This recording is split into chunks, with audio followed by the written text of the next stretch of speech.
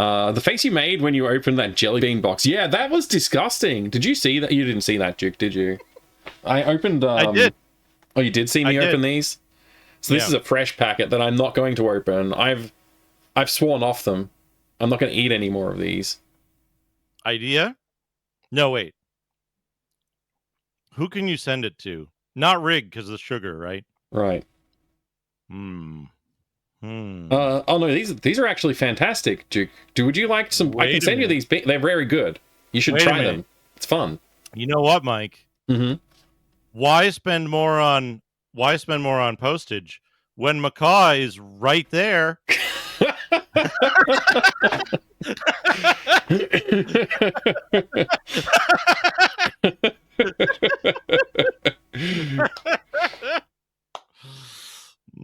I mean, it could happen. We could make that work. You should. I honestly, like, I would feel terrible foisting this on anybody. It was a terrible experience. Like, I made fun with it, and I had my I did it to myself, so whatever. But like giving it to someone, I don't know. Well, I mean, like, Macaw's a pretty clever bird. He knows what's up. You're not gonna fool him, but he knows that it'll be good content. Yeah. It's just like how like I wasn't playing it up. Like the ones that made me gag and nearly hurl. Like I nearly chundered. Like it nearly happened. Yeah. Like they were genuinely that bad. And it's kind of shocking that they actually exist. Like honestly, it's kind of shocking that these things actually exist. I can hear it right now. Oh, for fuck! Yeah. Runs off stream. Yep. Science has gone too far. You know what's funny? Your mom mentioned it in chat about the word chunder, and I've heard it. I'm pretty sure I've heard this two different ways. Right. One for vomit, which is your usage, right? But second, I'm pretty sure I've heard that used for the slop bucket in bars where they like clear all the drinks and stuff. I thought that was called a spittoon. Oh, the other. All right, yeah. Like where somebody leaves a drink on the bar that's half finished, they'll take it and dump it in the bucket. We definitely have had this conversation before. I think we have, yeah. It might have even been on stream at some point, like maybe during one of my celebration streams. We've had this conversation. I remember it. Didn't we come up with like the agreement that it was actually called something like jungle juice or something like that? Isn't that what it's actually? Jungle juice is a name for like when you combine a bunch of different liquors from various sources, and you're like, it's like a communal drink thing. Okay. Compared to this, which is like, it's like straws and ice and all the like crap out of people's discarded drinks, and it's absolutely not safe to drink. Because it's you're drinking strangers. Yeah. Mouth crap. There could be all kinds of things in there. Yeah. Viruses and whatever. Yeah. So chunder bucket or slop bucket, I think is the more common term. Slop bucket, not safe to drink. Jungle juice is like, hey, everybody brought all these different liquors, and we poured a bunch into the punch bowl. Yeah. I feel like this conversation is going along a similar line than last time, actually. Which is interesting. You know why I said, Mike, we're gonna be at this for like an unlimited amount of time. Yeah. Why? I hope you got your endurance set up, is because we're just gonna circle back to the same conversations we've had before. Right. We got several years of conversations to just repeat. Yeah, this without knowing perpetual conversation machine. Yeah. So you're like, okay, we'll go on a bit of a wild tangent now. Not referring to the old 1990s technology wild tangent. But was that 2000s? Oh, I thought it sounded like a band name. I was gonna say, I saw a Wild Tangent down at the Continental Club in I think it was 92. I was only 12, but I snuck in. It was a fun show, but you know. I don't know if you're being serious. That like it's one of my favorite bits is like anytime something, because you know, like people will say like, oh, that sounds like a band name. Instead of doing that, I like to take it one step further and go, okay, band name, likely venue that band name would have played, and era that it might have happened, and then add in a little bit of embellishment of the story so it sounds believable. And it's like, oh yeah, Wild Tangent, yeah, they played at the Continental Club in New York City in '92. That's actually funny. That's very funny. I like it. I like that. Again, good. Very good. Okay, the tangent was going to be talking about different vernacular you could use for Chunder. But we don't have to go there if you don't want. We could just try that. We could try it out. We could try it on. How many different ways do you know to say vomit or puke or whatever? I mean... Oh, God. This is one of the things that, like, I always struggle with this kind of, like, knowledge recovery. Because, like, I know there's tons of ways, but recall, right? Yeah. Recall, like, at that moment, it's like... Because there's, like, like, hurl. There's a lot of colorful ways, but when I try to think of it, blank. Yeah, colorful ways, like Rainbow Yawn, for example. Rainbow Yawn. Yeah. I heard that. I heard that from you. Yeah, I think I've used it before a couple of times. Yeah. That's a good one. It's a very colorful description. I quite like that. Technicolor Yawn, that's another one. Yeah, another similar Joseph's Technicolor Yawn. Famous stage play musical. Yeah, it's a musical. Joseph and the Technicolor Dreamcoat was a musical. Oh man, I don't know if it was popular or not. Kodak moment. You want to see something cool, Mike? Yes, obviously. I always like to see something cool. Did I ever show you this? Oops, that's the wrong button. Oh wow, an old Nikon. Yeah. That's my old camera from when I did the like brief period of time when I did photography as a main source of income. Wow, that's a film camera. Yeah. Just so people know, this is not a DSLR. This is just an SLR. This is made in Japan. I don't know if does this one have the... I don't think this has the date on it, but it's a 59. Wow. This one is from the 50s. The lens like is also from the 50s, you reckon? What's that? How old's the lens? This lens is, I believe, the original stock lens for it, which is... So there's a chance like there's uranium in the lens, is that right? I don't think so. I don't think so. Wasn't there some lenses from that period where they were doing that for some reason? I mean, probably they put uranium in everything in the 50s. Yeah. Breakfast cereal. Those things are weird. Like, ancient cameras. Oh, wait. According to your technology age thing, what was that? This would be. I think this would be classical. 70 years old, right? So yeah, I can't. I'm trying to read it. I'm trying to understand. I think it's either oldies or classical. I can't quite. The way it's broken down is hard. Don't worry about it just yet. Use whichever one is. It's a fake theory anyway. So it doesn't. Wait, that was all fake. So I'm gonna have to delete that part out of the. We can't put fake content out. I'm gonna have to delete that when we publish it. Damn. Fake theories of retro. Yeah, I think it is a good time though. We could probably switch gears a little bit. That's cool. Like, do you want to talk a little bit about the stuff behind you? Because you got some awesome stuff there. I've got a lot of stuff here. What's the number one most important thing behind you? What is the number one most important thing behind me? That's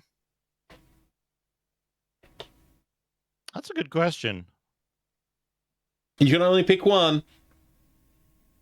And I'm not talking about your personal love for the thing. I'm talking about if your stream would just completely fail if you couldn't replace it.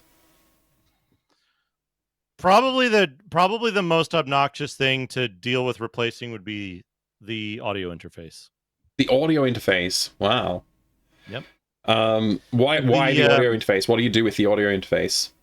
So the audio interface is what allows me to pull in and balance and route all of the console audio and stuff and the like individual channels for stuff. Mm-hmm. It could be replaced. It could be managed with other stuff, but it's extremely convenient in terms of like running the microphone, running all the different stuff.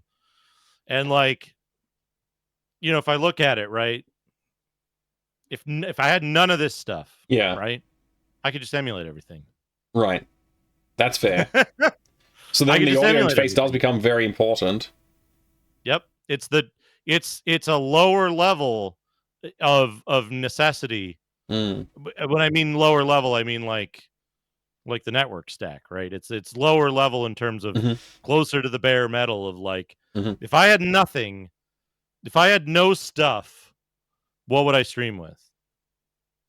And the answer is like probably a crappy mic, like a crappy headset mic plugged into a USB. Yeah. And it would sound like crap, and it would probably drive people away because it would be staticky, it would be too loud, and blah blah blah.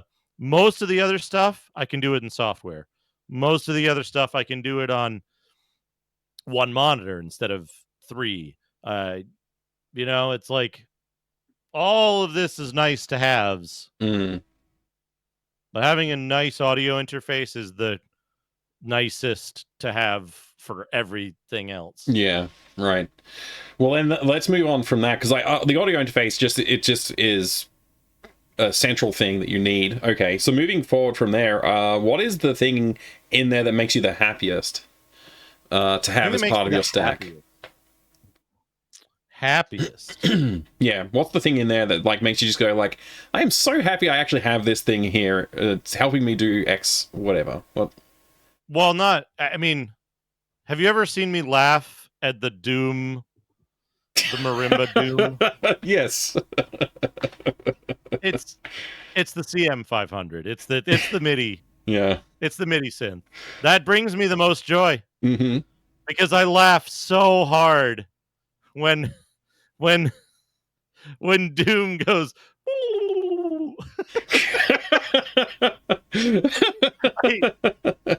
I you know? Yeah. You're thinking about it now and you're laughing at the thought of it. Sorry, you made me laugh too much. I just had to get a little cough out too. Yeah, they're like, is that a xylophone or is that like a steel drum? I'm not even sure. A steel drum, probably. It's both. It's both. The steel drum is the like more resonant, like kind of like metallic sounding one. And then there's a marimba in there as well, which is the like skeleton ribs thing. Yes, the skeleton ribs thing. Good. Excellent. Oh man. Okay, so that's really interesting. So both things so far audio. So what's the key piece of video equipment then? What would you say the key piece of video equipment you have in the stack? Not visible. Not visible in this because it's inside my computer. Right. Down here. And that's the data path capture card. RGB, which is like ES2 or whatever. The data path vision RGB ES2. Yeah. E2S. Yeah. E2S. I actually just recently upgraded from the E1S to the E2S, which is nice. No, I'm still rocking the E1S. It's not really necessary to do more than that as long as you don't need to capture 2 things at once. Right. This is just more of an upgrade of opportunity, and you know it's got more bandwidth, so it can do some higher resolution stuff and all that. But like, if I didn't have that, there's a lot of things that would change here in terms of how I approach the different consoles. Yeah. I have the OSSC upscaler, but that can't handle a bunch of stuff. It's not great with MS-DOS, and I would need a way to capture that. So that would be a um a really difficult thing to work around not having. Yeah. Because like any other capture card, any other type of capture card, I can't do direct analog capture. I can't do the stuff that I do with like micromanaging the signals and stuff like that. So I'd have to spend a lot of time working around the limitations of other methods. Yeah. Okay. So that we're really stepping into signal chain. This is the thing that people ask you a lot about. As I understand, you have a section in your about section under your video on your channel. When you click about, you get all these columns of information, and one of those is just the signal chain, right? Yeah, and I put that there because like the type of people who will be interested in how the signal chain actually works are the type of people who will read the about section. It's there because I know the people who care will look there. Yeah. And like very few people will like ask in chat like, "Hey, how do you capture stuff?" So it gives them an opportunity to know like, "Hey, there's something interesting going on." And you're open to discuss it. It is tricky and intimidating to look at the, like, when you start to consider, I want to capture like my Atari ST, I want to capture my Apple II, I want to capture my IBM PC. Like, gee, is there a way I can do all of this and then easily switch between them? It's like the person to ask is Duke Donuts, in my opinion. Not easily. Not easily. I mean, not easily, but no. Like you do it. No, yeah, no, like so you've done it. That's the thing, right? Is that like I'm not saying no, don't ask me. Like I'm happy to help people out, and like you know, like sometimes the ask is too much, and I'd say like, look, I'm sorry, it's not going to work the way you want it to. Here are your options, right? But I'm always happy to provide those options and say like, well, here's what I would do. Here's something else you could do, but I wouldn't do it that way because XYZ. And like, here's a third option, but I don't really know a lot of that. Yeah. So the thing for me is that like, I'm a gearhead, you know, like when I was like in my late teens, I had an old car and I would like work on it myself. I would change my own oil. I would get in there and be like, what could I do about this and that, right? And I can tell your mom how to capture an Intellivision. And you get out a VCR and you plug the RF into it and you plug the composite output into your computer and you go, this is what it really looked like back in the day. So that's actually valid, very valid way to do that. Yeah. I'm totally serious. 100% serious. Yeah. Yeah, that's a very valid way to do it.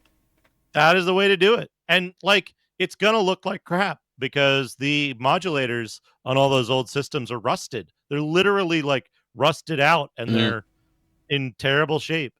But the alternative is like find some boutique mod that somebody made 10 of 5 years ago and then stopped and buy one for like $200 and or download the repo that's like not on like a modern repo host site. It'll be like some ancient, like I can't even remember the old ones these days, but there's like old repo sites you can download plans from. Yeah, it's like find the thing and solder this device for yourself. Yeah. And it's like because a lot of that stuff, right? Like a lot of the old RF stuff, you have to look at the diagram of the system and you have to go like, okay, so what it does is it encodes NTSC video, but without color, and it puts it here. And then this goes over to here, and then that adds the color burst and blah, blah, blah, blah, blah, right? Like, so you're like tracking this whole process, and you're like, well, can I tap into this chip and get digital RGB out of there? And then by the time you're done, you're like, okay, here's a $400 FPGA project that gets a clean RGB signal out of the Intellivision. And you go, and you can't reuse it for anything else, right? Like you can't reuse that. Plug in your VCR, that'll cost you about $2, or you can do this $400 project that will only work for the Intellivision. VCRs probably cost $400 now. There's probably a collector market. No, there can't be a collector market for VCRs. I don't want to imagine a world where there's VCR collector market. That's crazy. I mean, I think I've got 2 in the house, so I don't have to worry about it if I did want to set. Yeah, something I've got up, one but... here. It works. Yeah. I hooked up the 7800 to it because I didn't have anything else. Mm-hmm. Oh, so that's your signal chain for the 7800 then. Yeah. There you go. Because the RGB mod for the 7800 isn't made anymore. And like getting it plugged in is like bleh. Yeah. Like I modded my, or like use the Mister. The Mister probably does in television, right? Oh yeah, the Mister might be a valid pathway to getting that done. Yeah. Yeah, I used although you won't get that dirty signal then. You know, like if you want a really clean RGB, I guess that's the way to go. Back then. Yeah. Yeah. I really want to do a series of streams where I like intentionally bust the signal up and make it look like absolute dog shit so that I can just title the stream this is how it really looked back then, and then put like a 2x Eagle filter on the hardware signal coming in. That would be interesting. Yeah, that would actually be very interesting. It looks like the worst crap. Stretch it to 16:9. just go down the list of every fuck up. The like when the H-sync is not like quite set, so like will bounce a little bit every like 30 seconds. I had a really good one with the Turbo Chameleon on the C64, where the impedance of the Extron was set wrong, and so when I would plug it in, for whatever reason, it would be fine, and then it would go whoop, and like go off screen, and then come back off from the other side, like it just took a break. The H-sync is like the most funny thing when it doesn't work quite right. It would be stable for a minute, and then whoop, like exit stage left. Oh, excuse me. No, that's hilarious. But a more genuine way to approach this this topic, I guess, is like, because like we could talk about your specific stack, but that helps you explain your stack. It doesn't help somebody replicate it or figure out how they capture the one piece of hardware that they've got. Would you start with an OSSC, or would you or like a RetroTink, or would you say like definitely get the DataPath Vision card? Like what's your recommendation for somebody who's like, I really want to capture it well?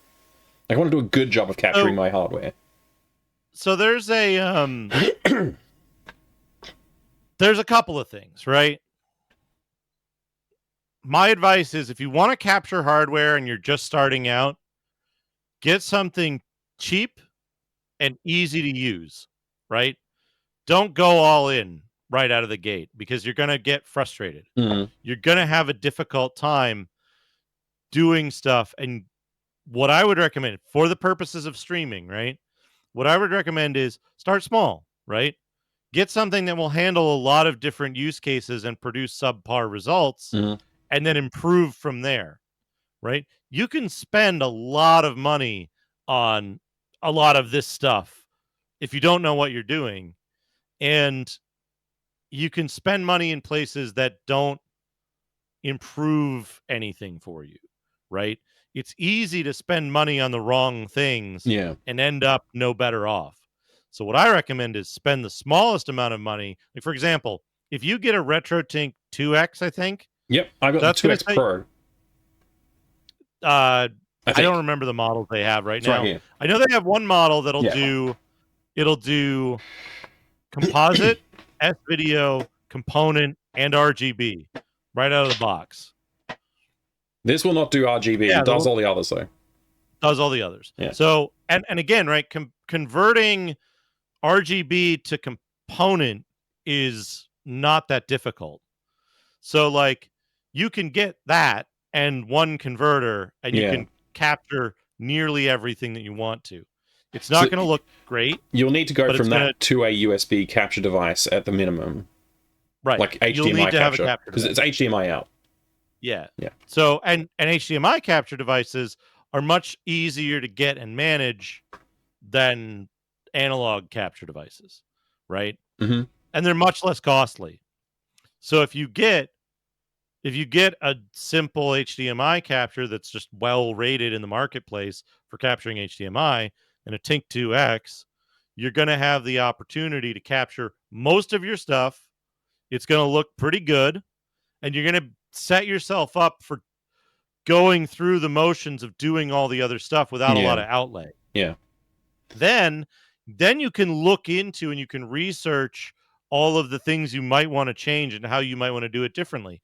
You might deal with the 2X and go, I don't really like that I can't change things easily between the device and the capture, and I'd rather have access to the analog signal. Mm-hmm. You might say, I really like it this way, not having to worry about the analog signal at the capture point.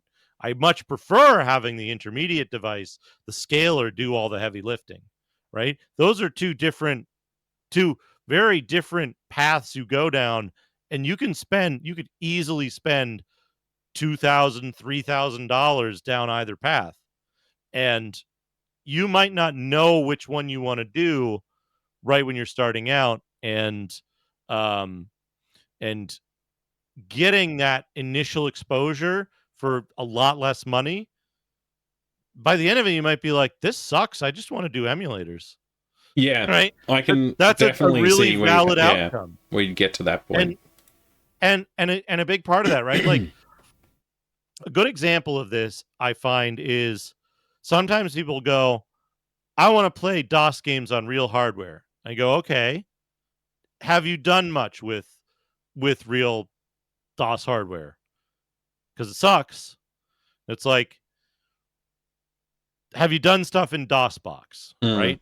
I haven't done anything in DOSBox. Well, try DOSBox out. See how you like the games in there. See how you like managing files and navigating directory structures and stuff in a DOSBox that's not set to automatically launch the game. Start there. Mm-hmm. Get familiar with it. Feel it out. Okay, you did that. Try PCM. See if you like setting up the emulator. I actually don't think I'd recommend PCM. Here's why, though, right? Because PCM has all of the drawbacks of dealing with DOS hardware with no benefit over DOSBox. See, I want to. I think you need to clarify a little bit, because you're skipping some of the parts of that. Of dealing with PCM is not the same as dealing with real hardware, because it has similarities, though, right? Because it's more complex, in my opinion, than real hardware by a lot. Take somebody who doesn't know anything about real hardware, right? Mm-hmm. I want to get a DOS PC. What should I get? Right? Well, what games are you going to run? How do you want them to perform? How much do you want to spend? Right? There's all these questions that come out in terms of narrowing down that field. And the thing that PCM lets you do, it gives you access to a large portion of this field, right? Mm. How do you set up a BIOS? What BIOS do you want? What BIOS is that 486 board you're looking at on eBay going to have? Yeah. Right? So all of this stuff, right? All of this stuff is available in PCM for free, and without guidance, it's too much, right? Yeah, look, PCM does this thing where you do need to like seek out particular files and like images and such that you need to then configure in your PCM, and then you can start doing the stuff that you would have done with the hardware. Well, like part of that, right? That step is actually quite painful. That getting the bits and knowing which ones to get, that's painful. So, I'll admit, I got a pack of files once, and I put it in PCM, and all the stuff worked, and that was it. So I skipped that step, and I've had that pack since then. Yeah, and ported it around and backed it up multiple times. Yeah, but like, yeah, assembling your own pack of those necessary files to have a complete PCM installation is a separate thing, but it's one that's very easily solved, right? I mean, if it was more easily solved, if there was like literally like, you know, pcmresources.com and you go there and it's like, oh, you want a 486 from 1995, like click this button, and it's just like, here's a pre-configured exact example of what you need, and you just like, that would make PCM a recommend for me, but right now it's not. So part of that, right? Part of that is making the selection, like getting PCM to a state where it's functional aside, right? Because you need to get some files that they're not allowed to distribute. Yeah. And if once you have those files, right? Once you have all of those files, right? Like old school Jay said, once you have all of those files, you have a complete PCM. Now, once you have a complete PCM, you still need to do the process of making the selection of what it is that you want, right? And one of the problems with shopping for PC hardware sight unseen is you might not know what BIOS that 486 has. Oh yeah. You might not know whether it has a reasonable disk controller for the size of disk that you want to put in it. Yeah. Or the bus speed of the board. Like, there's like a whole bunch of stuff you need to know. Yeah. There's a whole bunch of stuff you won't know, right? PCM gives you the ability to set those parameters, importantly, for free. You can try out that 486 and be like, this one doesn't let me set up the disk the way I want. I can't put a gigabyte hard drive in here. Yeah. Right? Because the BIOS won't support it. I'll try this other 486 BIOS. It gives you that playground to do it without having to take the whole 486 out and put a new 486 in and try that with your disk, right? So it gives you that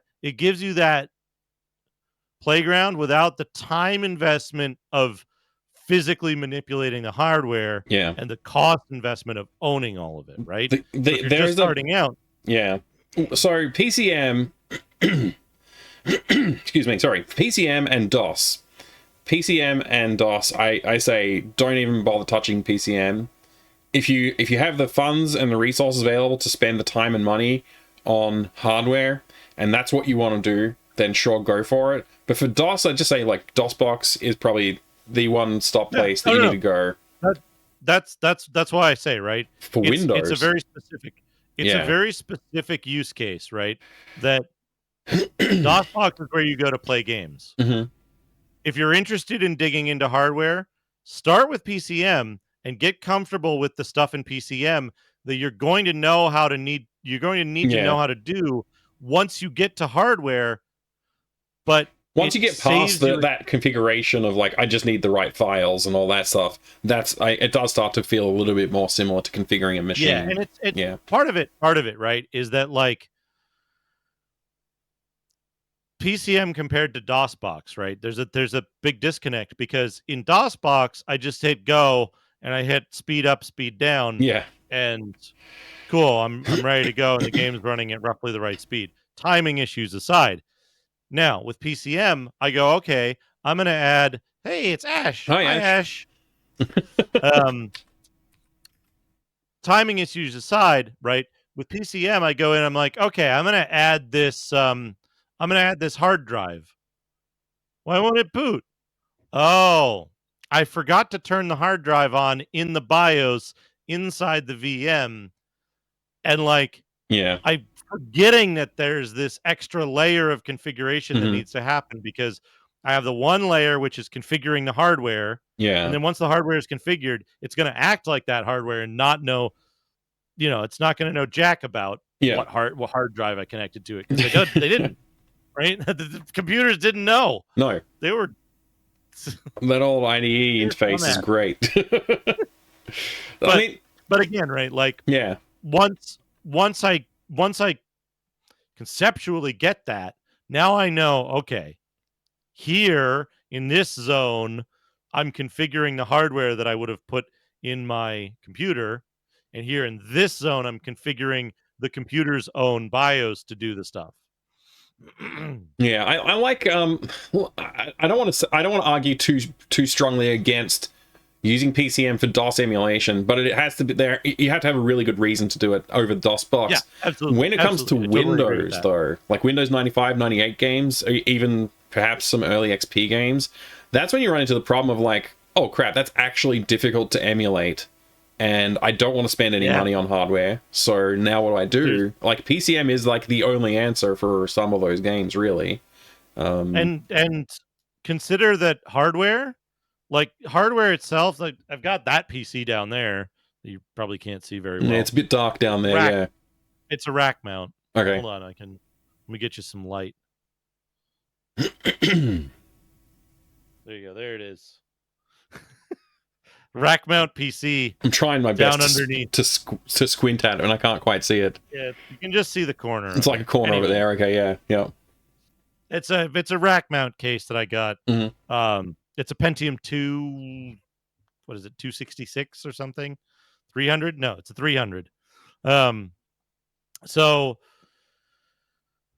even with that, which is like a prime candidate for like Windows 98. Yeah.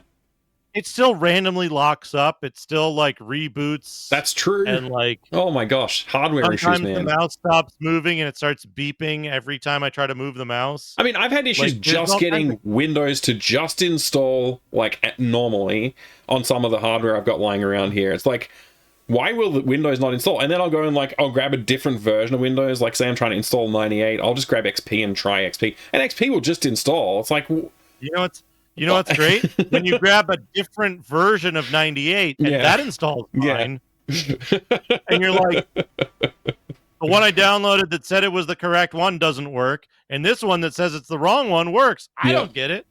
Yeah, it's weird.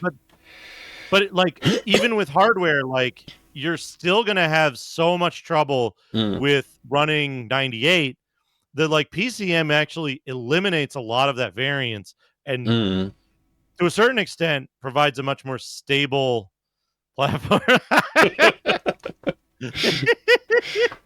Hello, Macaw. If you're holding stuff up to the screen, remind me that I have to flip your camera again. Hello, Macaw. Oh man, this is a story for later. Yeah. Okay. Good. Maybe now, but at some point we'll get to it. We're having a great hardware discussion. Anyway, what I was going to say is PCM is excellent.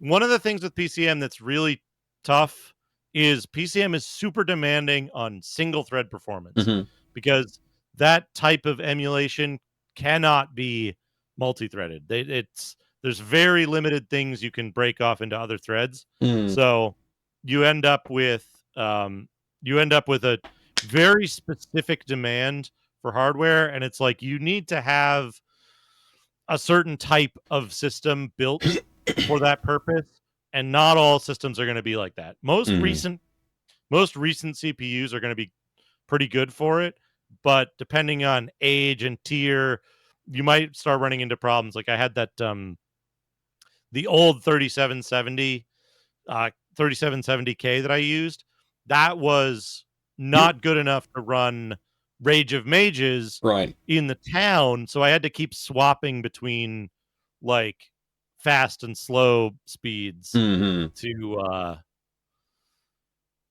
get it to like work. that sounds rough, actually. Yeah. But hey, good news is that like $700 Xeon that I got set up for my new file server, I was able to run it just fine at like 200 megahertz the whole time. Sweet.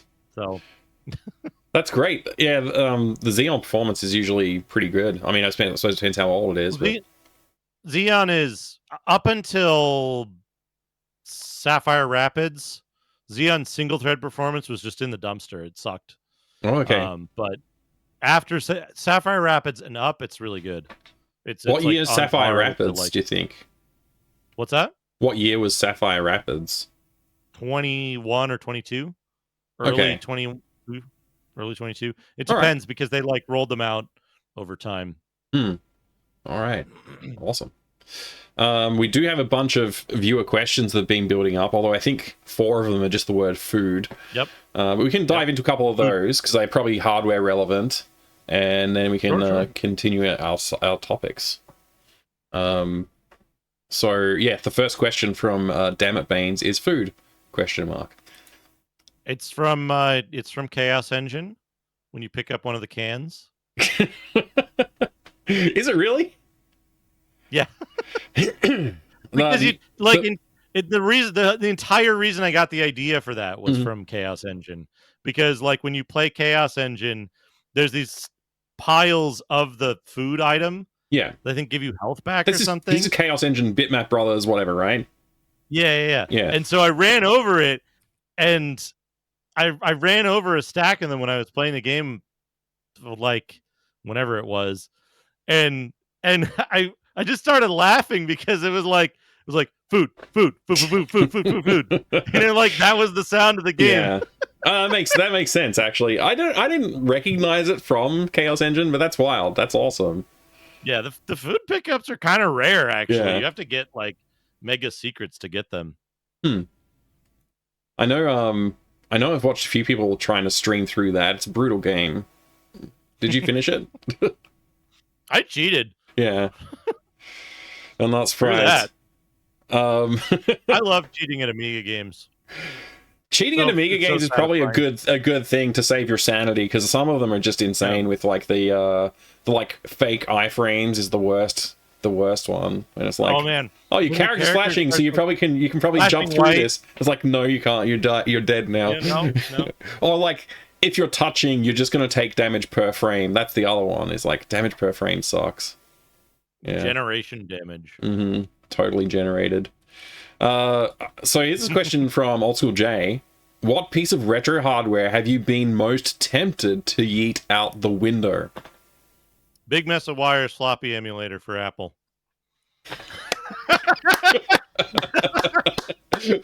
There's like did this get highlighted, the rants? There was several rants, I believe, about that. I got so fucking mad at that thing. man, that thing makes me mad. It's technically not I mean, I guess it is retro hardware. Yeah, I guess.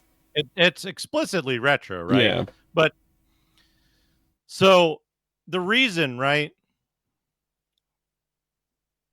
The dude who made the thing took functionality out because it wasn't appropriate to the like configuration of the system at the time. So like, for example, right, on the 2GS, you can have a SmartPort disk where you have a hard disk attached, and then you can attach a floppy disk to the SmartPort. Okay. Now, it used to support that in one firmware revision, and then the dude took it out because he's like, well, in a real Apple, you wouldn't be able to do that. And it was like, how the that's not the way you're supposed to do it. You're supposed to buy a second one. You're supposed to buy a second one of these devices and connect it to your other disk controller and set that one to floppy mode. To be fair, that's exactly what Apple would do. No, I know. Hear me out. Apple people are crazier than ST people. Okay. Who are crazier than Amiga people. And I mean, to be fair, I do mean specifically retro Apple people, right? There's layers. There's layers to retro communities where it's like, you know what? C64 folks, fine people. They're just excited to have anybody play C64 games. They're right up here. Okay. Yeah. And then Amiga gets split, right? There's people who are like, yes, wow, look at the guts. Oh, cool graphics. Oh, this music kicks ass. Right? And that's one half of the Amiga community. The other half is, I'm going to sue you because you use the word Amiga. You don't know. I'm gonna come after you because your ROM isn't a legally purchased Workbench ROM. Right? That's the other half of Amiga, and those people are scary. right? And then there's ST, which is like, I'm gonna sue you because you copied my pirate disc image without permission or without paying for the games that I pirated first. I've not encountered that. I gotta say, I've never encountered that, but that's interesting. Okay. That's the ST scene, right? The ST scene also has a bunch of people who are like, holy shit, you want to play ST games? Wow. And they're very excited. I mean, look, to be fair, I do want to play ST games. I love ST games. I do too. They're Did I great. show you that? Speaking of hardware, did I show you the ST thing that I got commissioned? I guess is the best way to put it. Was it a Gotek? No. There's Then also no. a Gotek. But that's. Let me show you. Yeah. I like the get up noise. You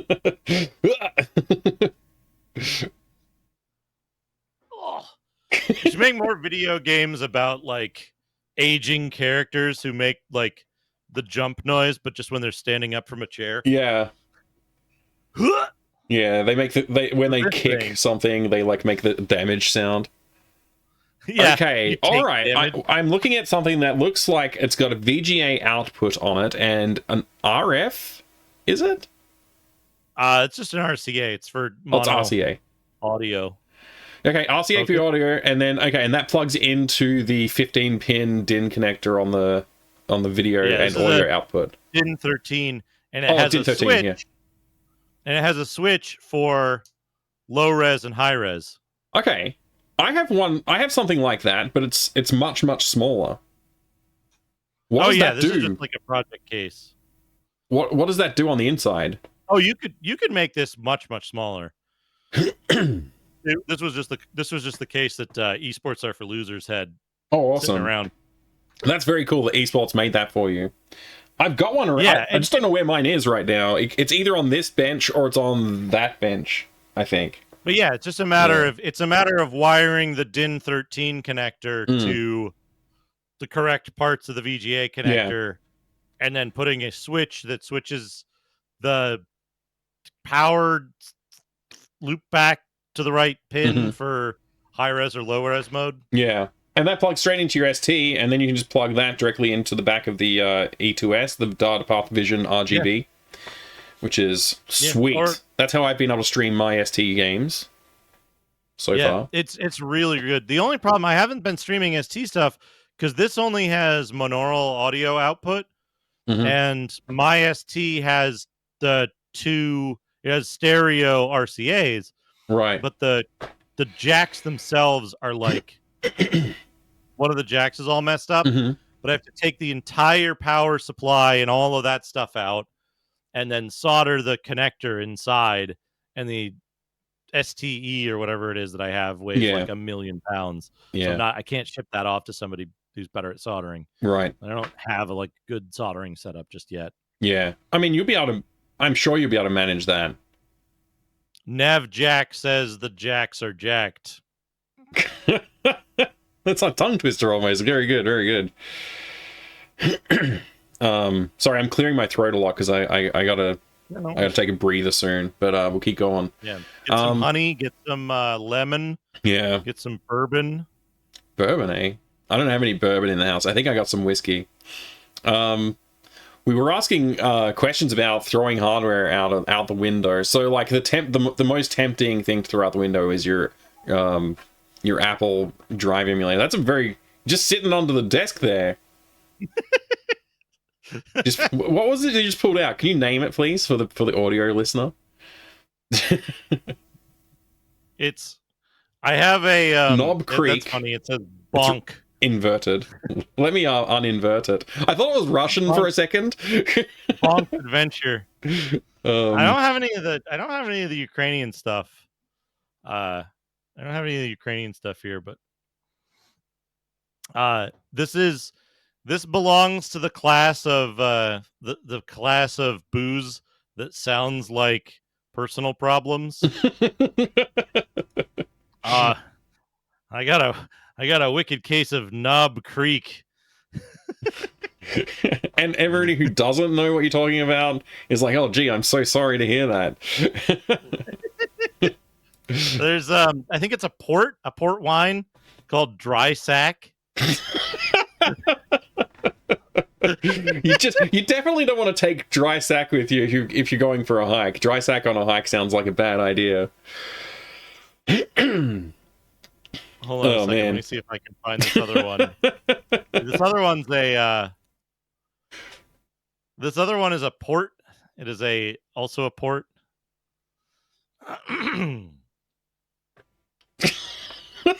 Is that real?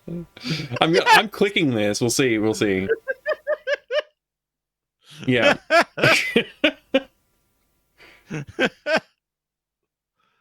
Cockburn's Special Reserve Port. Okay. Fine Ruby.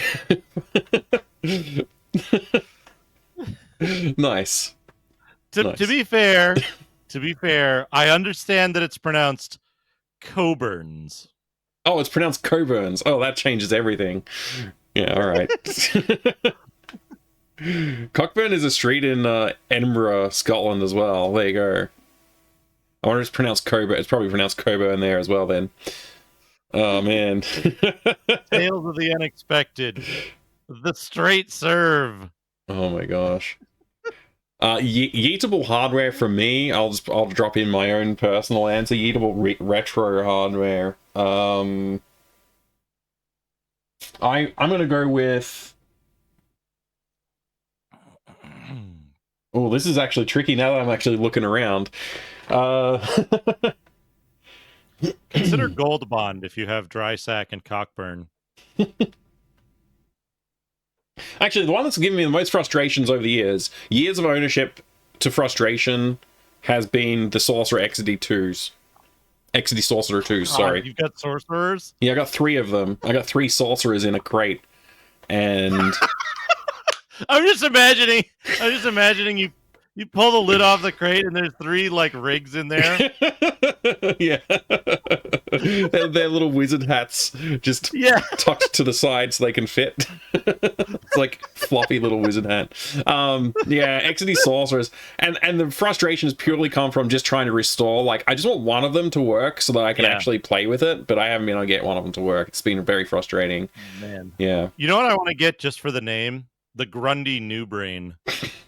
The Grundy sounds great. Is that an Australian computer? I think it's British. I'm pretty sure it's British. Yeah. It had to be either British or Australian with a name like that. Yeah. The New Brain. It's useless. You can't like play games on it. Right. It's like a word. It's barely a word processor. Mostly a calculator. But it fits the very definition. Old home computer then. You can't do anything with it. Yeah. No, just New Brain, like you know, brain new, brand new. Yeah. You know. I'm going to rapid fire the next 3 questions for us. Sure. Food. Sure. Food. Yep. Food. Yep. Those are all Damn It Baines questions.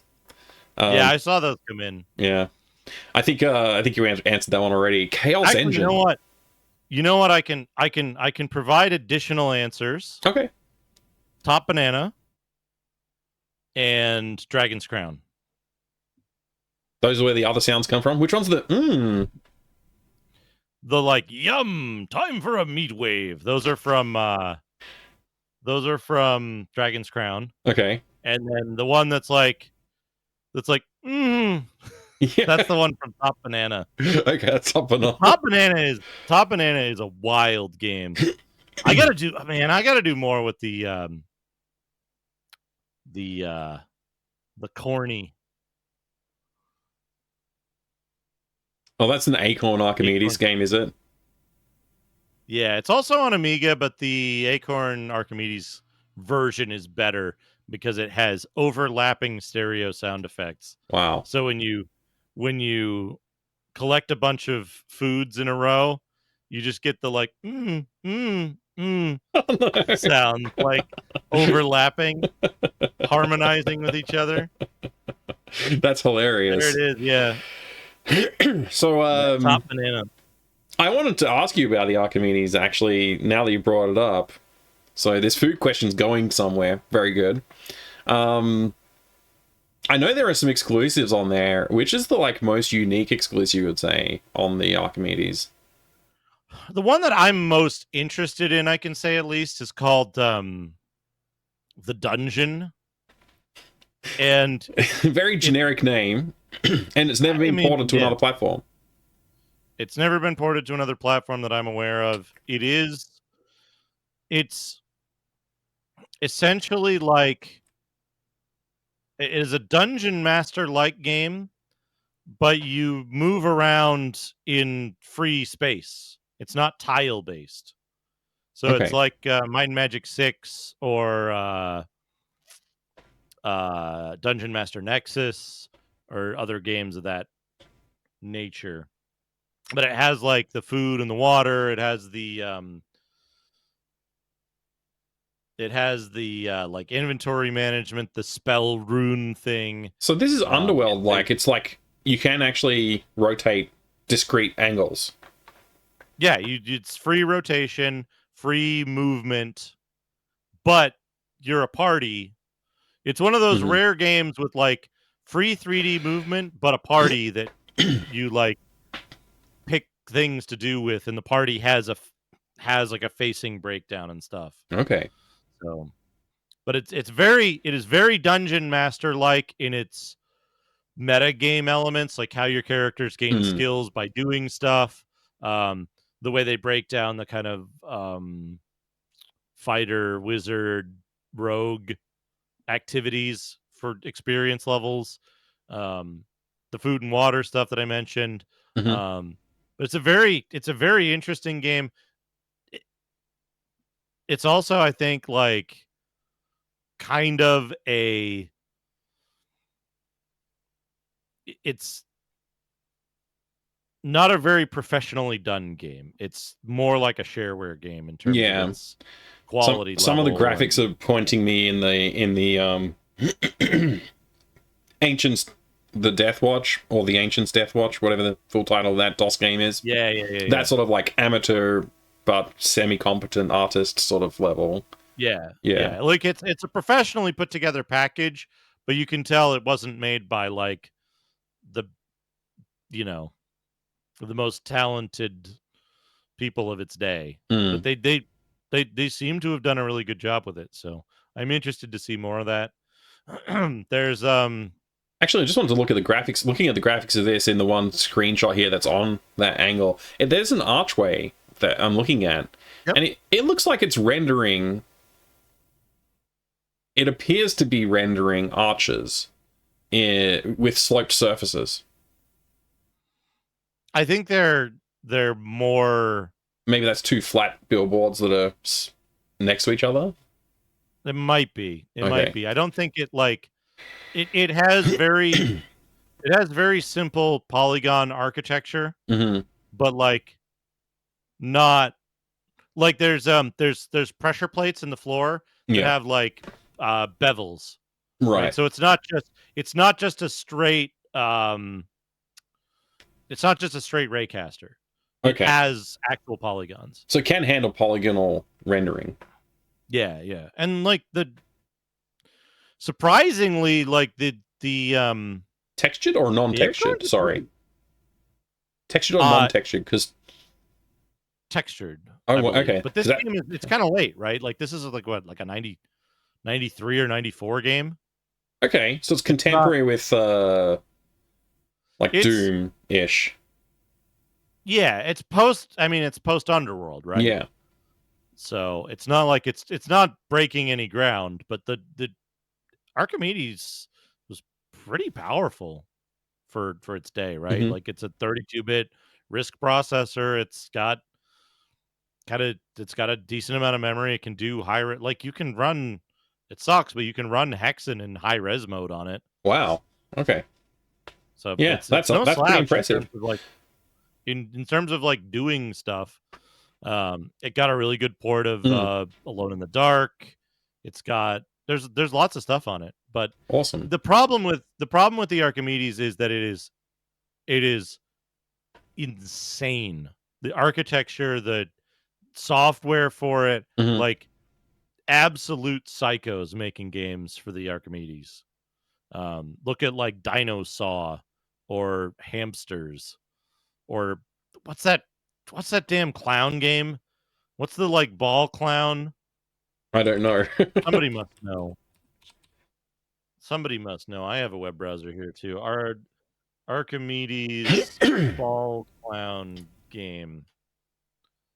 Oh wow, this hamsters game looks insane. Is it just called Clowns? Drop a link if you've got a resource you want me to look at then for that one. I don't know what it's called.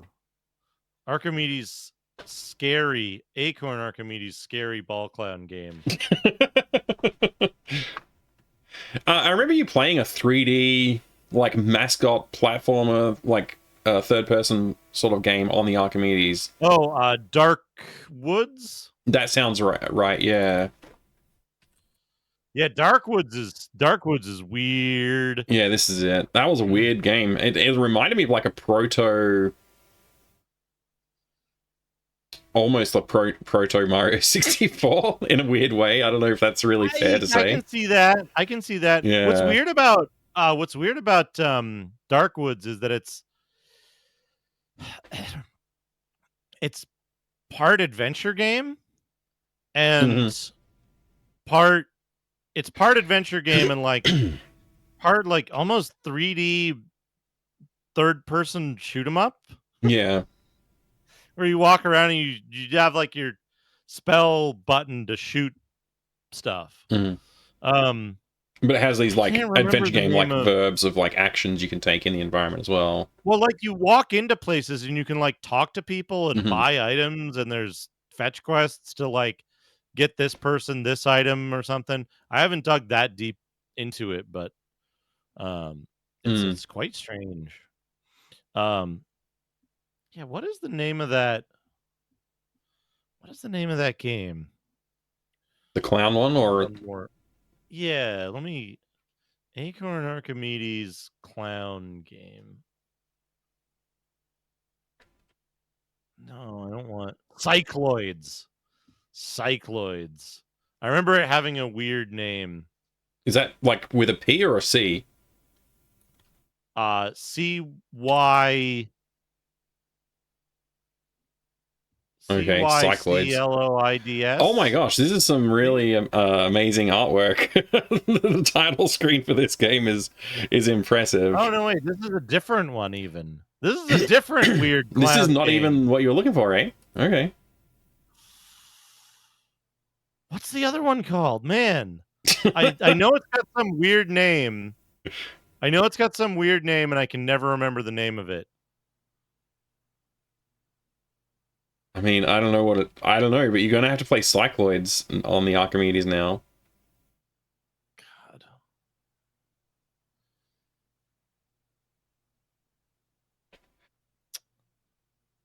Yeah.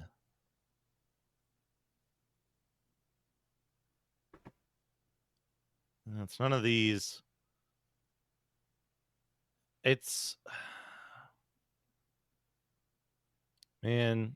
I'll think of it. Yeah. You'll probably think of it. I was just scrolling through to the images here just to see if I could find one of one with a clown. Yeah, I'm not seeing. Nothing's coming up here. Okay.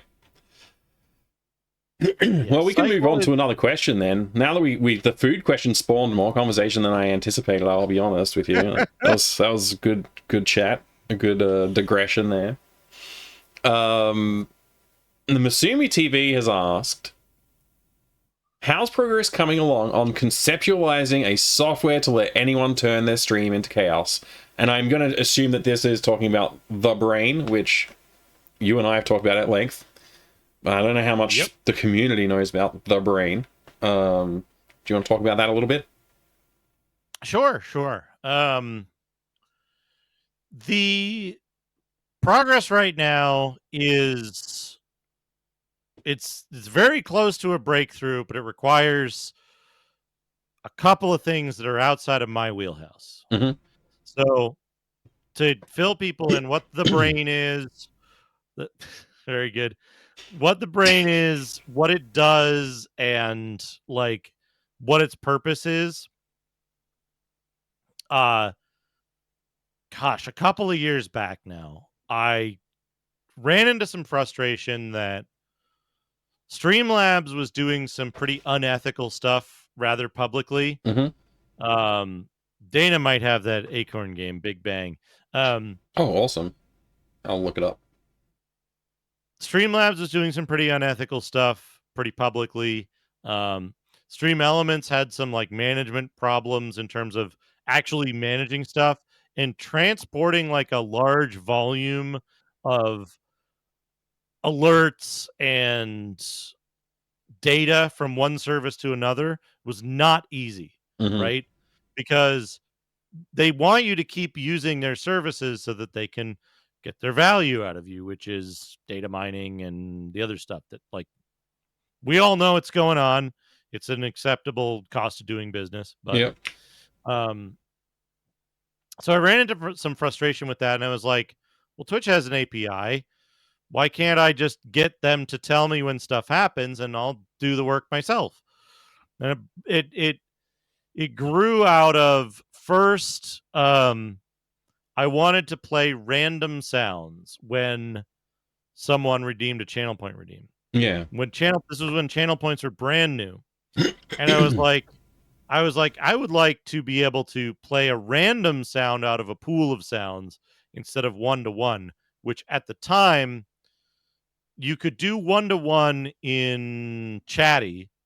You could set up Chatty to play one sound when you do one redeem. Easy enough. So then it was like, okay, well, let's watch the Chatty log. And BNU actually built the first application. It was called The Bag, because I had two things I wanted to do. Display a list of randomly selected items from a text file that scrolled past one at a time. And second, play random sounds from a channel point redeem. Right. And so BNU built this application. We set it up so that it would watch the output of Chatty in its log file, and it would react to stuff. Saved us the problem of hitting the API. And then later I was like, I wanted to do more. I want to like play sounds. I want to like, can I use this function of like your old extra code to shoot little food sprites across the screen? Right. Can I use this to play sounds when can we connect it to Amazon Poly so that viewers can pick which TTS voice they use without me having to go change something in a setting somewhere, so that we can play around with more TTS and stuff. To be clear, this evolution was not like immediate. There's very much over time these years. Questions were being asked. Yeah, okay.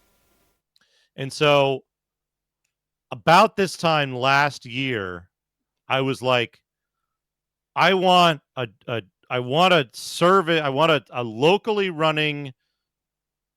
I want a locally running application that can go reach out to different services APIs, to Twitch, to YouTube, to some unknown third platform, and get information back from those and react to things that happen, so that when I go stream on YouTube, I can have the same level of interactivity, or at least a similar level of interactivity that I do on Twitch, because YouTube is severely lacking in those functions by default. Right.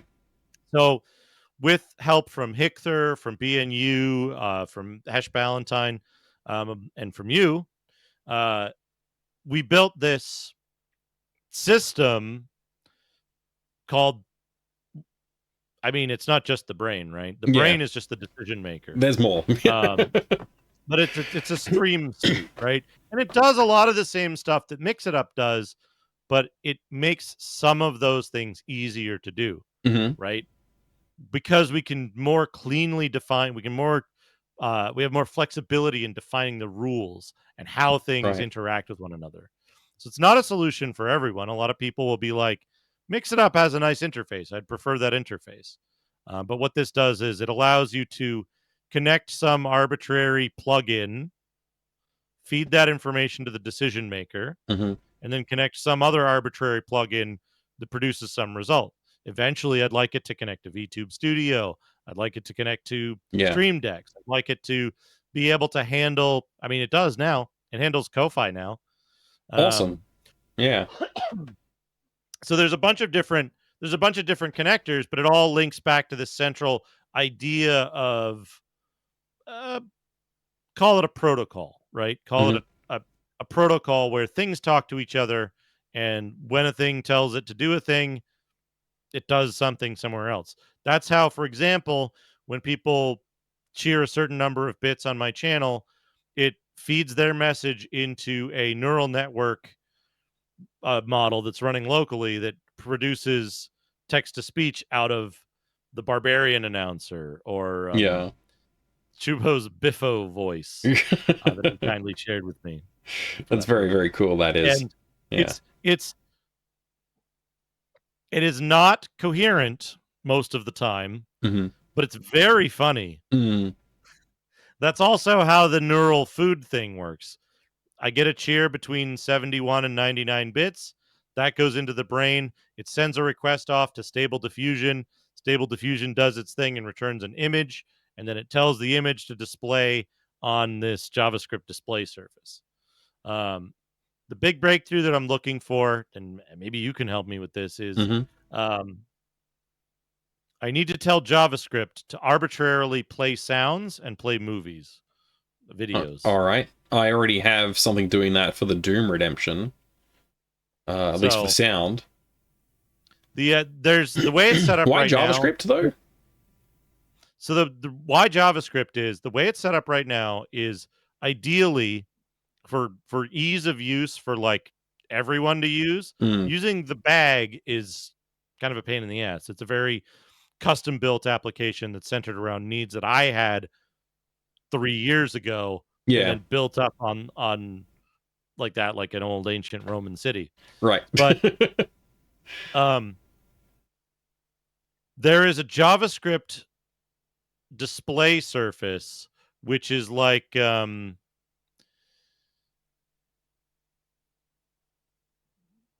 it's designed to do several simple tasks. Yep. And to do so at the request of the brain. So it's a Flask server that loads a page that has a JavaScript in it. That JavaScript, all it has to do is display an image at XY for amount of time. Yeah. And then send a callback to this Flask server to say, hey, I finished displaying the image. What do you want me to do next? The second half of that is not done yet, but it does display an image. That's where the food images come from, the neural foods. Okay. Then the other thing I wanted to do is arbitrarily play sounds when told to. So you tell it a sound to play and it plays it. The brain decides what sound to play and just tells the JavaScript surface, hey, play this sound. And third is video files, because alerts, right? Yeah. Alerts are basically just video files. So if we can extend the JavaScript to do that, then all you do is you set up this one application and its configuration, and then you point a browser source at that Flask server. And now you've got it in OBS like everything else would be. That's awesome. Yeah, I definitely think we could work on that. It's a matter of everybody's busy and, finding time to do that. Maybe a good way to do it would be like a co-op stream. We just do like a live stream where we just work on stuff and try and get things to work, and then we have the help of the chat brain to push us along as well. So I don't know, maybe that's something we can think about doing if we really want to get it done sooner than later. That might be a good way to go about it. Yeah, and I think I have an idea in my head of the overall design of how this stuff could work and interact and be usable for a general system that's both immediately accessible and extensible to cover. Basically, the way I look at it is this, right? Can it do everything that I do, that Chubo does, and that Rig does? Right. And that covers 98% of use cases. Yeah. All I want it to do is what I do. So, right. And I think it covers that, right? Yeah. And I've been using Mixedup for a while now. and I've slowly been pulling stuff out of Streamlabs. Yeah. Like, and I've had other issues with Streamlabs as well, which is like part of the reason to get away from it is just like sometimes the service just doesn't work. Like their cloud bot will just sometimes decide to stop doing things, and like I have to go in and check what's going on. Like alerts won't go off when I want them to, and stuff like that. But there are some very mature aspects to what they have that I would like to have access to on my end if I was going to do it. But I'd love to be able to run everything locally rather than running everything through a cloud service, because then it's like, oh, that service went down, doesn't matter because I'm running everything locally. That's what I would want to get to. As long as Twitch's API is responding correctly, it's not a problem with Twitch, then you're still good, because if you can stream, then your service, your locally running service, can clearly reach it. There isn't another moving part to get in the way. Mm-hmm. I mean, hopefully we can get like this tool to a point where other people like can just start using. Like Ash is saying, she's having trouble with some of her alerts at the moment. It's like struggling with that. It's like it's not something we should be struggling with. That's the thing. And it's like even just doing stuff in Mixed Up. Once you've got like more than a few things going on, it's like it gets slower and slower to initialize interfaces that you want to work on. It's like, oh, it's becoming an issue to work on this now. And it's like, realistically, this stuff should be not that hard to do. So I think a very good package around it, and like things like the way not Mixed Up, the thing like Streamlabs, things that it does super well that I would love to see is an interface that plugs into OBS, where I can pause an alert, replay an alert, mute alerts, filter alerts so I can see what kind of alerts are happening, like all of that kind of stuff. It'd be really good to have. And a lot of that stuff is just interface problems, right? Yeah. Because we just need the way the brain backplane is set up, it's really easy to re-trigger something that has happened, right? And to re-trigger it at specific points when there's like breakpoints in it. Right. Filtration and stuff like that. The JSON that we use as the core of it is really easy to filter and really easy to do big data stuff on, right? So doing that is just a matter of having the display portion of it. Yeah, there's a lot that we could do. Like, I think one of the things that's critical before it goes to like a broader audience would be the interface of building the logic around like, okay, when this happens, X, Y, Z. Those sort of more complicated rule sets. I think a big portion of it is there's going to, like, my plan has always been that there should be a kind of phased rollout, right? Which is the core development team needs to be able to transition to using it for themselves, because we can all load up the interface. We can all load up the Visual Studio thing and be like, okay, this thing does this, and this is how I get the arguments for this thing in there. We can do all of that ourselves. So the core, like, I know Hesh uses it. Like, Hesh uses it for most of his stuff. Yeah, Hesh has done a really good job moving over to it. I've got a bit of baggage that I need to move, and it's like, every time I think about working on it, I'm like, it's not quite where I need it to be just yet, so... Yeah, and I think, to me, the key things are, like, running the bag itself is a big ask, because that's a complicated application that has a lot of limitations in how it functions. And like, I'll be honest, the code for the bag is beyond my ability to even understand, because BNU is a goddamn genius. And like, I know, like, he's retired from development, but like, I look at his code and I'm like, man, that's really clever. What's it do? Like, and I'm like, okay, I got it to display a clown. How do I get it to display a clown when I want it to, though? Right. No idea. But it's all like, it's super performant. It's really extensible, but you've got to be a genius C++ programmer to like dig into it and make it work, because it's really, I admit I haven't looked at that code, so I can't comment on it, but yeah, it sounds awesome though. We'll have to play with it sometime. part of it is running the bag is a big ask for someone who just wants like, yeah, I want the funny sounds, I want the I want a funny thing to happen when people do the thing. It's like sound, image, video, yeah, right? If we put that into a JavaScript thing, that's something that it's like, okay, run this before you start your stream, put this source in your OBS, yeah. alerts will show up there. I mean, ideally, there's like you just run one thing and it launches all the other shells out to launch all the other bits that you need. Yeah, exactly. But like, yeah, I think the other thing is extensibility of the backplane. It's already there, right? Like, if somebody wanted to make another listener, we already have like a protocol to follow. So like, if somebody's working in Python and they want to like make an HTTP interface for it, they could do that, and then make their thing do whatever they want customized, because it's extensible. You could replace the entire brain, and as long as you handle the input and outputs the same way, you could replace the entire brain. You could replace all of the listeners. You could replace the display surface. I think what a big part of that is a big goal, like a phase ending goal, is once there is a simple enough to use pipeline from beginning to end, that we can hand off to someone like, like I said, hand off to a streamer who's interested in working with us on it and say, we'll walk you through the process. We'll build the configuration for you. You just have to run it like this. Yeah. You're like, okay, yeah, I can do that.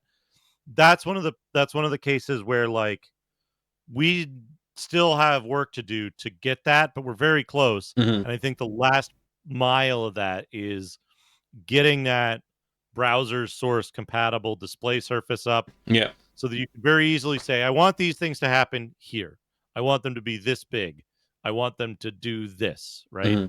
And when I add this to a scene, I want the sounds to play. And when I don't add this to a scene, the sounds don't play. Right. Yeah. There's some things to think about there, for sure. Absolutely. Yeah. But I think it sounds pretty exciting. Yeah, and like I'm excited. Again, right? Like the end goal, the long-term goal is I want people to easily be able to do all the different crap that I do on my stream if they want it. And I want them to be able to do it on I want to decouple video platform, interactivity, and monetization. That's the original goal, because like if Twitch has been great lately, but I remember last year when they made a whole bunch of dumb decisions back to back to back to back, and it turned a lot of people off and viewership dropped. I do remember a lot of outcry last year with a few things, so that was definitely a thing. I mean, honestly, like, it's still like I still see Twitch as the best place to stream, like 100%. And they've done a lot of positive things recently. The last few months have been great. It's been a huge turnaround, and I'm super happy to see that they're taking feedback and they're actually acting upon it. So yeah, I'm excited to see what comes in the next year as well. Like, I'm excited to see what happens over the next 12 months with Twitch. I'm really pumped. I'm excited about continuing what I'm doing here, but like the tools that we're working on, what you've been working on, and what I've tinkered with, really, I've helped out a little bit. I haven't done that much, to be honest, but hopefully I can help with this last mile, getting things like user friendly and usable, and I'll start using it for my stream. That stuff's exciting. I'm pretty psyched about it, because it would be nice to have a little bit of control of my own destiny in terms of like how performant the tools are and how usable they are for me, and like the things that I do on my channel, sometimes they're like a little bit too complicated, and I end up like putting it out of the hands of like things like Mixitup, and I handle like the complicated part. I just do it myself and just tell Mixitup like, just send this message to OBS and it will work, kind of thing. And I mean, you know how the brain started out, right? It was a bunch of super custom Python scripts that I was doing. Like I was like reading, I was reading the chatty log, and then like I remember hard coded socket calls to other stuff. And like all this crazy crap. And like, honestly, a big thing that I'm looking forward to is that eventually the brain could control OBS. Yeah. I mean, it's You could honestly, just that's open a not that big of a website. stretch. We have like Yeah. the OBS socket is like a standard now. So Yep. we just have to start talking to it, write the protocol to talk to it. I think that's something I'd Make love the to do. webcam bigger on the stream. See how many times people push it. Yeah.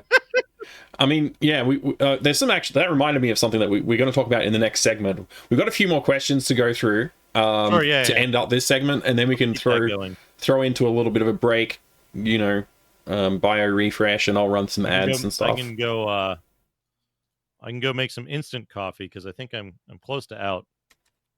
Yeah, I will also refresh my hot drink. That'll probably help with this constant throat thing. Anyway, I'm really enjoying this chat too, honey, Ash. no. Sorry, you just put the gum in your mouth. Honey. Oh, honey. Yeah. I do enjoy a bit of honey in my hot water. It helps the throat a lot. Yeah. Masumi TV, we just asked that question, the chaos thing. Right, thank you, Masumi. That was a great question. Really good one. The Sniper 2 asks, Daddy, would you like some sausages? No, Daddy, would you like some sausage? Daddy, would you like some sausages? Quoting Freddy Got Fingered, which is a thing on my channel now. I was playing Gabriel Knight 2. Time here. Sorry? I said it's almost breakfast time here. Yeah, I mean, it's nearly 10 p.m. here, so I could technically go for a sausage. It's still viable. But yeah, I was playing Gabriel Knight 2. And have you played Gabriel Knight 2? I have not played any of the Gabriel Knight games for any substantial amount of time. Okay. Well, okay, I'll spoil this part because it's really not that much of a spoiler. In Gabriel Knight 2, there is a sausage dealer who you can go to and talk about sausages.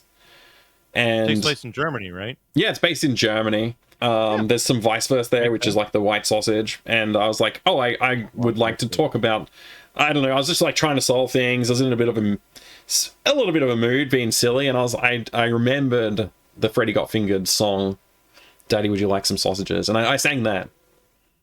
And that instantly became a thing that needed to be a sound command, and people love using it now. So that's the story. It's even an ultra rare pull in voices.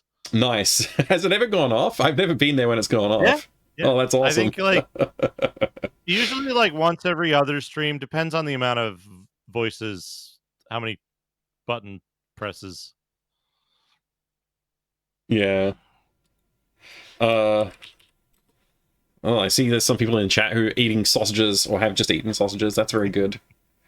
There used to be this place that I would go to in Los Angeles called the Red Lion Tavern, I think.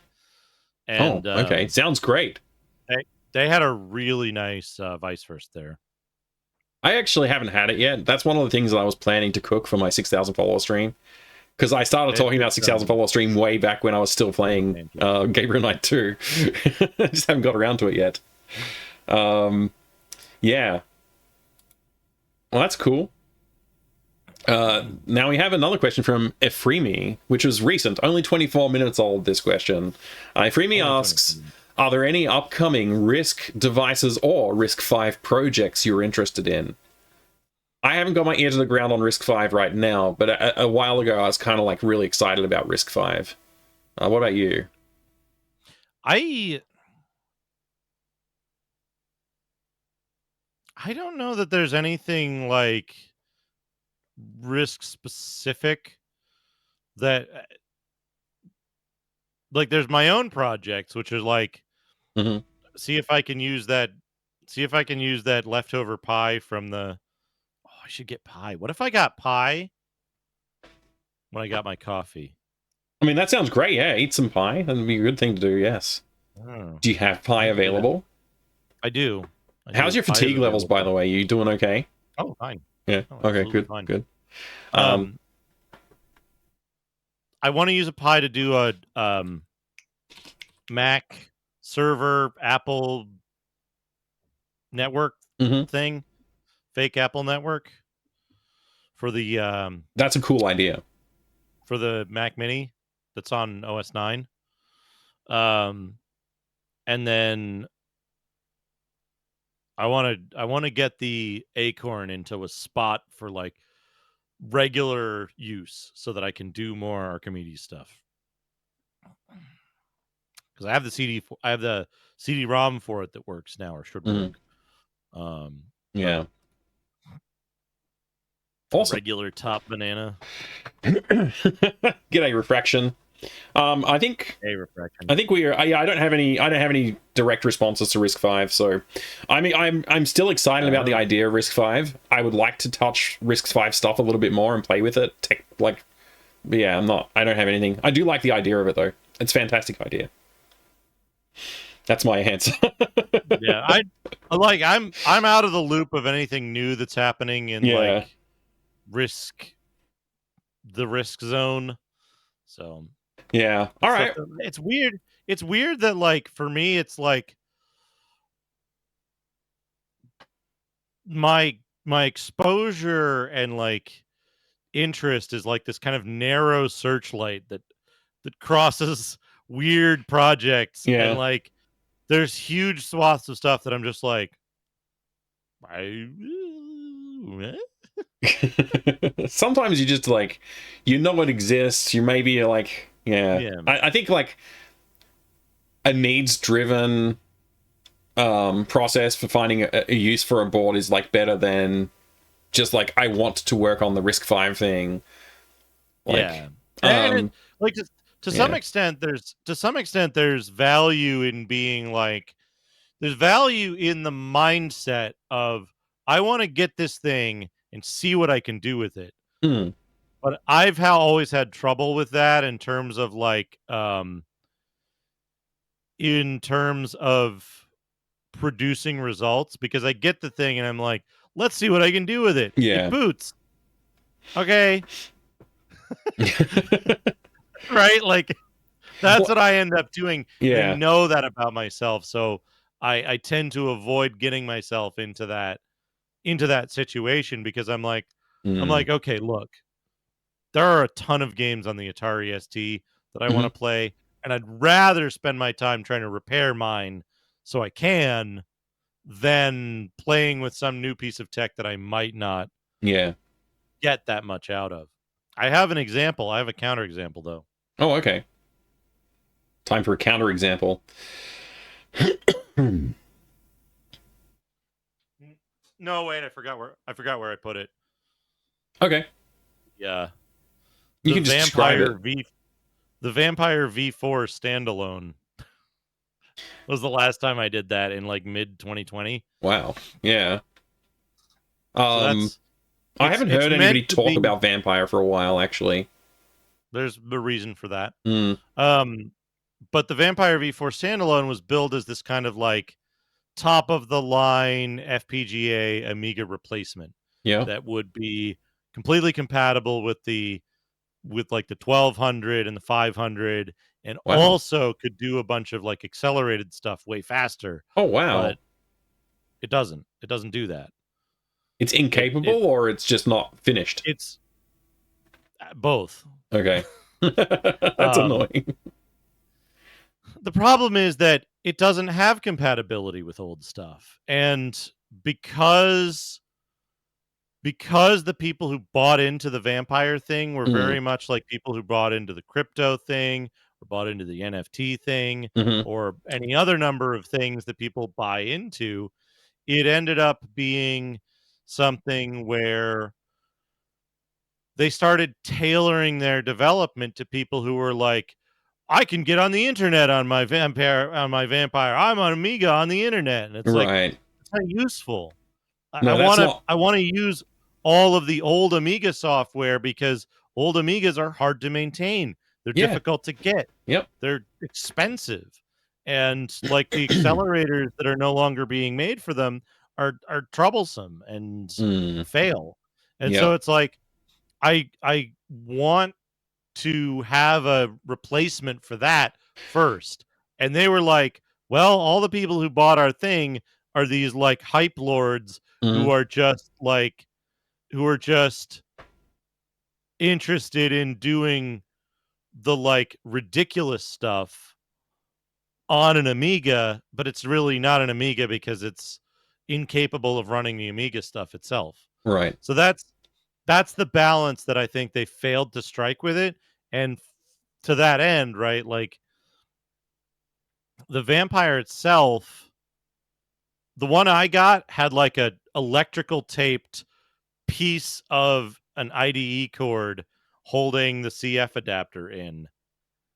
And I was like, why does it look like this? And they were like, well, that's the best way to do it because the cable can't be too long. And if you use an adapter like this, it's going to be bad. And I'm like, this looks like something that some idiot threw together in their garage to myself. Right. And I was like, they're like, they're being patronizing to me for asking whether this is right and did you mean to do this? Yeah. Because this looks like a mistake. Yeah. And they're being like, oh, well, you're a dummy because you don't know about what we think is best. And it's like, you guys are so full of yourselves. Like they were huffing their own farts so bad that the entire thing seemed to have imploded. And then there was even a level deeper than that with like the vampire killer Buffy that never materialized and was like, honestly, I can't even say that I heard of Buffy. Like, but that's amazing. But we have a replacement device. Here it is. It's the Mister. It works better than any standalone device that really Vampire or Buffy or anybody else has put out. I mean, I guess that's great news then. The problem solved. Yeah. So that's it's good. It's not perfect. It still has problems. Right. But the Mister is a really solid platform if you want to just dork around with some Amiga stuff. It'll serve you really, really well. And it's like honestly, the Amiga is the first thing that it's one of the only things that I don't take out anymore because the Mister serves that niche so well. So how much does a Mister set you back these days? We should probably take a break, but oh geez, the price keeps changing, so it's tough to say. But like, let's see. I just literally Googled it, and I don't know what I'm looking at. So, geez, you need to get a D10. You need to get a D10 Nano, which is the core part of the platform and its most expensive part. It looks like the D10 Nano is listed for about $225. So your most basic set of it, it's about $1,000 Australian. Sorry, what? So probably your most basic setup for a Mister is going to cost you about $300 US in total, depending on availability. The thing is that you almost always want to buy the D10 Nano directly from TerraSync because there's like they'll be for sale on Amazon for just hugely jacked up prices. Okay. All right. Good to know. If there is if there's a special purpose electronics distributor in Australia, they might also be a second option for that. So like DigiKey and Mouser serve the US. I don't know if they serve Europe or Australia.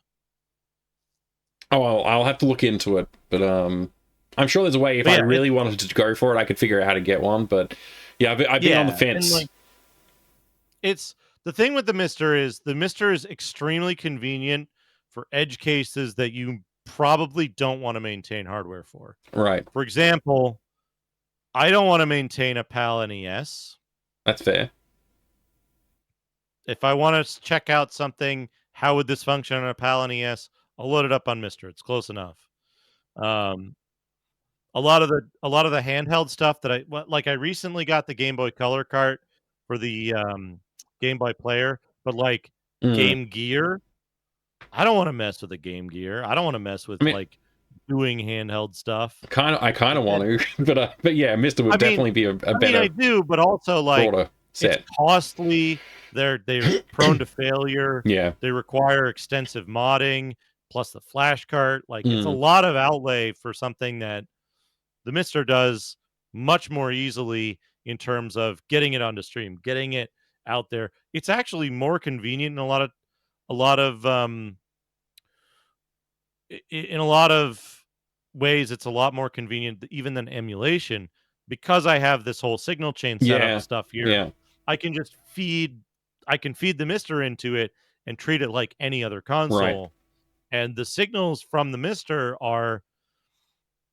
they're close enough to the original console's signals that I don't have to adjust anything other than phase. Mm-hmm. The signal that comes in from the analog video out is nearly identical. That's fantastic. Yeah. I could see myself doing that. I could see myself going for a Mister, so probably I will eventually bite the bullet and get one. Yeah. Doom Noob says you can get them from DigiKey or Mouser as well, which I bought from both of those here, so yeah, maybe I can get one. They have very minimal markup usually over direct from Terrasic, but basically the way the Mister breaks down is it breaks down into essentially 4 major components. The base is the D10 Nano. That's the most expensive part. You then need for nearly everything, you need an SD-RAM module. The SD-RAM modules are available from a bunch of different sellers. Regionally varies. Usually I think they're like $60. Okay. There's also a plan that you could wire up your own. It's just a GPIO converter to an SD-RAM board. So you might even be able to assemble one yourself. Yeah. But they're not super complicated, but you can get them for relatively cheap, so they're not a cost concern. The fourth potential item is an analog IO board, right, which is more complicated. That allows you to get analog video out, analog audio out, and if you get an adapter, you can plug original console controllers into it. Okay, that's awesome. Yeah. That part is fully optional, though. It no core requires it, and there's no use case for it that's like, yes, you absolutely need to do this. Yeah. The fourth component and the cheapest and easiest to get is you need a USB OTG adapter or a hub that converts from regular USB to USB OTG. Okay. And that's just so you can get all the ports that you need on there and USB ports. Like this is my OTG adapter here. It's just this tiny thing, and then I plug a regular hub into it. The hub costs like $8. The OTG adapter was like $3. It's super cheap for that part of it. I've probably got a spare powered USB hub lying around somewhere, so I could probably just pull that in and use it. The OTG adapter. Yeah. It's a format conversion, and I think it's a slight they swizzle some of the connectors around. Okay. With the OTG adapter, because it's not just A to micro B. It's there's some change in the OTG thing that okay. It's wired, I think, differently. It's still compatible with generic USB though. Yeah, it's basically you've got this port on the Mister on the D10 Nano, which is a USB OTG micro B connector. You need a USB OTG compatible adapter or device that converts it to regular USB, and then from there on out, it's just USB. Yeah. Okay. Yeah. So it's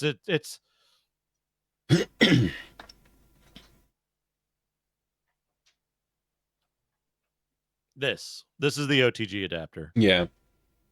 It's just a little cable that converts it. I don't know why OTG is a different standard, but yeah, I tried it with just a form factor converter, and it didn't work.